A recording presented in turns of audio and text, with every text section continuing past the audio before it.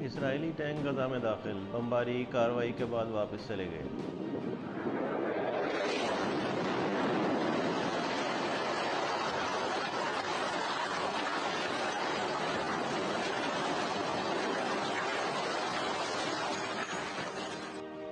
مزید 481 فلسطینی شہید، تعداد 7,000 سے زائد ہو گئی۔ 20,000 سے زائد فلسطینی اب تک زخمی ہو چکے ہیں۔ 3,000 بچے، 1,700 خواتین شہید ہو چکی ہیں۔ 1,650 فلسطینی لاپتہ، 15 ہسپتال، 57 طبی مراکز ناکافی۔